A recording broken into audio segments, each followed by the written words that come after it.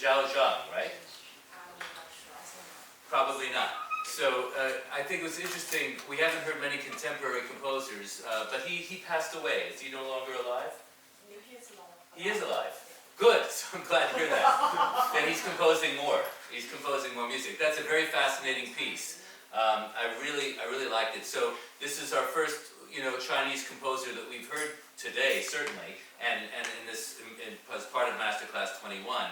And I think it's interesting to note that, what makes, I think, Zhao Zhang very interesting is that he employs music, the scales that one hears in Asia very often, which I think a lot of pentatonic scales, right? The idea of all the black notes, right? All of these, right? All the black notes, right? And some whole tone scales as well. That kind of whole tone scale.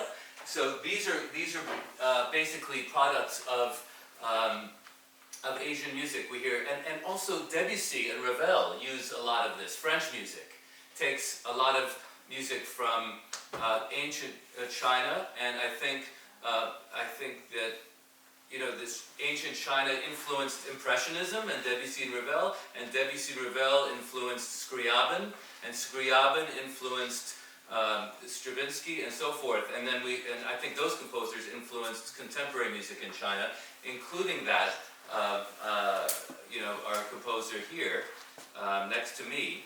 Wan Ying is now composing herself, I told you, and studying with me via Skype, and she has. I hope that you will play your own music next time, because what you've written for piano, right? And she's writing a cello and piano sonata also right now. She's written, as I said earlier, a music for orchestra, an orchestral piece that I think is very interesting.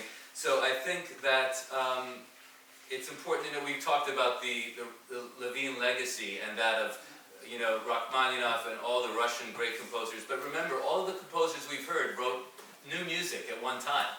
And Beethoven. We've heard so much of Beethoven today, and he was considered really the modernist of his age. Let's not forget, and with all the harmonic changes and the dissonance, like in the Tempest Sonata, there is dissonance, music that you hear these kind of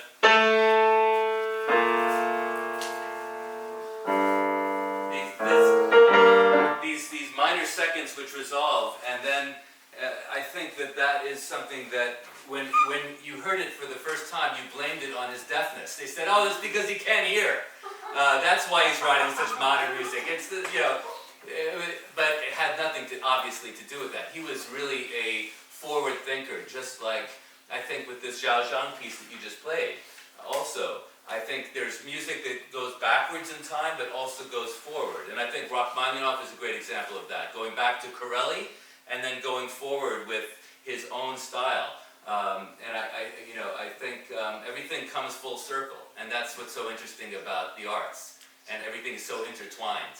So I want to thank you for playing this Zhao Zhang piece, because there's I think it's interesting for all of us to hear music from Asia and from China in particular, and see how this kind of music was influenced by the past, and he didn't only write music that was Chinese per se. He wrote I think he just like Rachmaninoff doesn't sound Russian all the time. He incorporated in his Corelli variations the blues. There's one variation that sounds a little Gershwin, like Gershwin.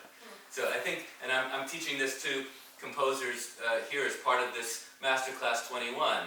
I'm teaching them, if they're going to write new music, it's wonderful to you incorporate the past, and you also find your own soul in it as well, the anima in the composition that you're writing. Ms. Blisky. What's so marvelous about this piece, it's so pianistic. It really is. And the Asian instruments were never lent towards the piano. Am I correct? So, but this is such a pianistic work. It's so marvelous for the pianist. Very idiomatic for the piano. This work. Wonderful. So, beautifully done, brava. And we'll take just one well, last. There's only one. We only have the first movement of the Schubert. Would you like to say a few words about Schubert? Going back we're doing the whole sonata, or just no, the first? just the first movement. And we're also doing the Schumann today, or no? What? Are we? So rather than take a quick break, we could just do, we're just gonna do one more piece, and then we're done, and then we have a This is reception. the first movement of the Schubert, which is a marvelous foil for, contrast. Okay, shall we do that? So, Eddie, what we're gonna do is, we'll do, pardon me? Tell us, speak, Professor, about About Schubert. Yes. Well, Who died so early? Schubert was born in 1797 and died in 1828. So he's only 31 when he passed away.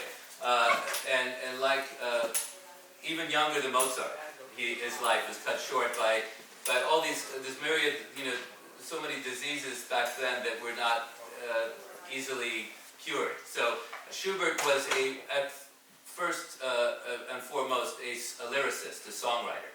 He's like a leader, the famous leader. Yeah, he wrote over 600, I think, songs. Unbelievable. The Winterreise, and I think one thing to note about Schubert when you're playing him at the piano is to sing at the piano as if you're a vocalist, as if you're. And I think that, it's also, he wrote 9 symphonies, but you can't compare him to Beethoven. Beethoven was, obviously he lived a lot longer. Beethoven lived till about 57 years old. Schubert only 31. So I think if Schubert had lived longer, he would have maybe written an opera. He never wrote one. Schubert only wrote, it's unbelievable, for up to age 31 he wrote string quartets, he wrote so much for the piano, but not enough, I think. His life was cut short. He wrote 9 symphonies, but he's only famous for the unfinished symphony. Interesting about Schubert is that he knew his life was coming to an end. He knew he was very ill, and he wrote the unfinished symphony. And people think that his 8th symphony was unfinished because he died, but it was not so.